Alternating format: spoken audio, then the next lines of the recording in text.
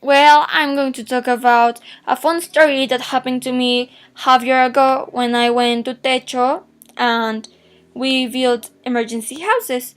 So, when you're going to put a house on the ground, you have to dig 12 holes where there are supposed to be like wooden piles. So, there above those piles there's going to be the vase where is supposed to be the floor next. So they give you like the exact measure of the holes. It's like a hole, a meter of distance, a hole, a meter, and so on. And we spent a whole day only digging the holes and putting the wooden piles that they are named pilotes. So we were like so exhausted, and I almost fall asleep in the construction in the ground, literally with the chickens around me. So, and that was not only. I was like there when you have to dig the hole with your hand. So it was like mud. There was mud, and it was disgusting. And we spent the whole day doing that. So when we finally finished, we called a girl, and that girl was supposed to take the size of the distance between pilote and pilote, and so on. So there was a pilote like a centimeter wrong, and she was like, "No, you have to take it off." And we were like, "Well, at least I wanted to cry." And she was like, "No, we have to take it off."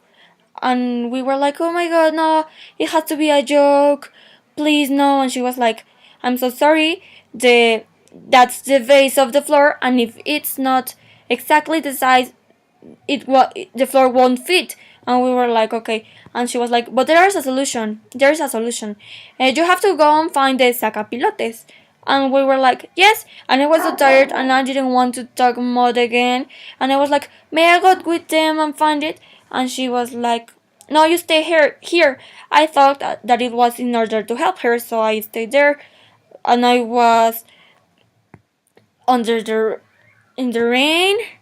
It was pouring rain, and when you dig like a lot on the ground, there was water inside, so it was impossible not to get dirty of something. And I was like, I was in the rain with mud inside me. I was cold. My jacket was completely wet, so I wanted to cry. And I told her, like, "Please let me go with them." And she was like, "No, you stay here with me." And I was like, "Okay." And we were like a kilometer or two away from the school where we were sleeping. So she told the guys like, "Okay, go find the sacapilotes to the school." And they went to the school, and she returned to our construction, and they told the girl, "No, they say they doesn't have the sacapilotes." And she was like, "Okay, go and check all the constructions if they have to check if they have the sacapilotes, and when you find it, you bring it here so we can take off that pilote."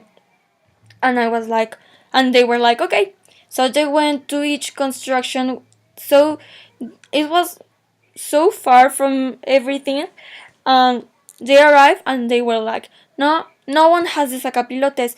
And she was like, "Surprise, sacapilotes doesn't exist." And we were like, "No." It was like our novatada because we were like fresh in Techo, and they make us like a novatada. At that moment it wasn't even funny. I wanted to cry because I was taking care of that pilote, so no one touch it.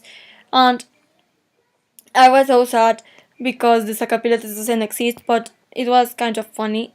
Right now, when I'm here in my house with my blanket and I'm not cold, it's funny, but at that moment I wanted to cry.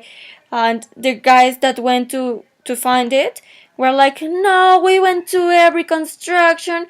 You are so mean. I won't come back never. I will never come back again."